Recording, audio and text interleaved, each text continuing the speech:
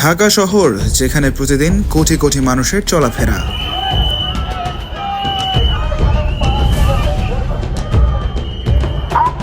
আমার অবস্থা এই মৃত্যু লাস্টের মতো হতে পারে। আমরা চাই না এমন কোন মৃত্যু, আমরা চাই না এমন মৃত্যুর অংশ হবে।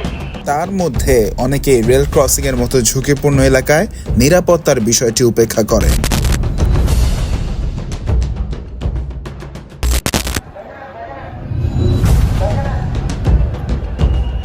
রেল ক্রসিংয়ে পথচারীদের অসচেতন মনোভাবের ফলে প্রতিনিয়ত রাজধানীর বিভিন্ন রেল ক্রসিংয়ে ঘটছে দুর্ঘটনা, ঝরছে প্রাণ, ক্ষতিগ্রস্ত হচ্ছে রাষ্ট্রীয় সম্পদ।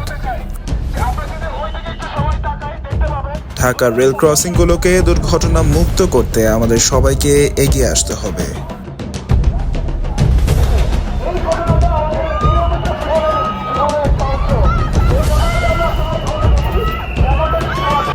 তারই পরিপ্রেক্ষিতে 2024 সালের 21শে ডিসেম্বর ঢাকার খিলগাঁও রেল ক্রসিংয়ে একটি মহড়ার আয়োজন করি আমরা। নিরাপদ রেল পারাপারের প্রয়োজনীয়তা প্রচার এবং নিরাপদ চর্চাগুলোকে আত্মস্থ করতেই এই ভিন্নধর্মী উদ্যোগ নেওয়া হয়, আর এতে সহযোগিতা করে বাংলাদেশের রেলওয়ের ঢাকা বিভাগ।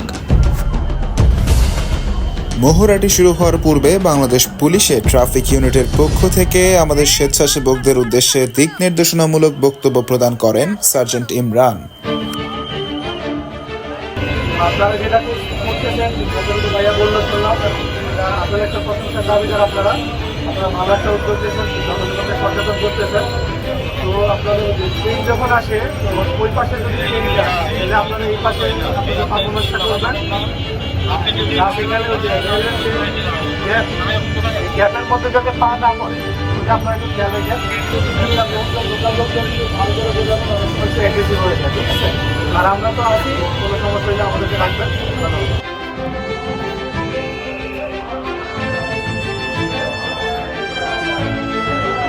মহড়া শুরু হওয়ার পূর্বে রেল ক্রসিং সম্পর্কে স্বেচ্ছাসেবকদের ধারণা দিয়ে বাংলাদেশ রেলওয়ের পক্ষ থেকে পূর্ণ সহায়তার আশ্বাস দেন খিলগাঁও রেল ক্রসিং এর দায়িত্বে থাকা নূর নবী। এর আগে আনোয়ার স্যারের সাথে কথা বলেছি এবং তিনি বেশ কোঅপারেটিভ ছিলেন। তিনি আমাদেরকে আসলে হেল্প করেন এই ইভেন্টটা এখানে করার জন্য।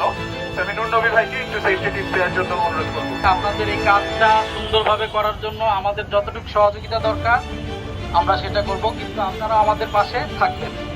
কিছু ফলাফল আছে, আমরা চাই না যে এমন কিছু আপনাদের সাথে ঘটুক। সুন্দর করে বুঝাইতে হবে। অনেকেই হয়তো শুনতে চাবে না, কেউ শুনতে না চাইলে কারো অনেক রকম বিভিন্ন রকম তারা থাকে, তাকে আমরা জোর জবরদস্তি করতে পারবো না, ঠিক আছে? আমরা এখানে স্বেচ্ছাসেবক হিসাবে আসছি, স্বেচ্ছায় সেবাটুকু দেওয়ার চেষ্টা করি। আমরা শুধুমাত্র তাদের সহায়ক, আর কিছুই না, ঠিক আছে? ঢাকাইয়া ভাইজানের 18 জন স্বেচ্ছাসেবকের দল সেদিন 1.5 ঘন্টা সময়ে 5টি রেল ক্রসিং এর আগে এই সচেতনতামূলক পরিবেশনাটি উপস্থাপন করেন, যা অনেক পথচারীকে রেল ক্রসিং এর পূর্বে অপেক্ষা করতে উদ্বুদ্ধ করে।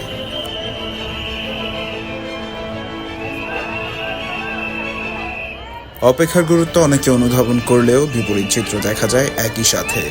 তাদের কাছে যেন জীবনের চেয়ে সময় অধিক মূল্যবান।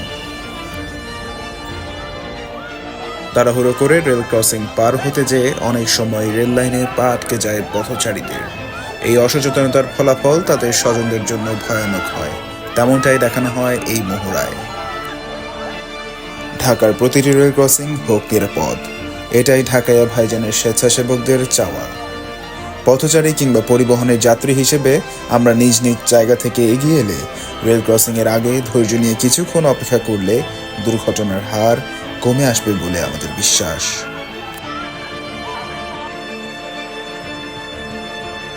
যদি আমরা এই চর্চা বজায় রাখি, যদি আমরা ধৈর্যশীল না হই, তাহলে আপনার আমার অবস্থা এই মৃত্যু লাস্টের মতো হতে পারে।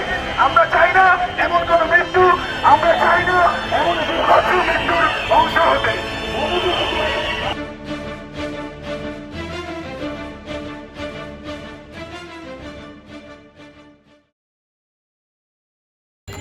এক মিনিট সময় নিতে চাই। যারা তাদের গুরুত্বপূর্ণ সময়গুলো আমাদের এখানে দিয়েছেন, তাদের সবার আমি নাম ধরে ধরে ডাকতে চাই। সবাইকে আমি ধন্যবাদ জানাতে চাই।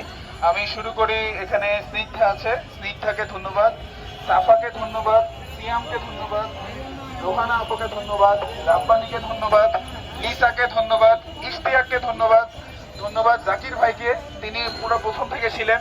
আমাদের ভাইগনাকেও ধন্যবাদ, ও হয়েছে আজকে ডেড বডি রোলটা প্লে করেছে। আমাদের এখানে আছে আলামিনকে ধন্যবাদ, অনিককে ধন্যবাদ, রাফিন আছে পেছনে, রাফিনকে ধন্যবাদ। আমাদের সাথে রাফি আছে ক্যামেরায়, রাফিকে ধন্যবাদ। রোকসানা আপা, আপনাকে ধন্যবাদ, আপনাদেরকে তো ধন্যবাদ দিয়েছি। আমাদের সাথে আরো আছেন আলামিন ভাই, মামুন ভাই আছেন, সোহাদ মারজান ভাই আছেন এবং বাপ্পি আসছেন। ঠিক আছে।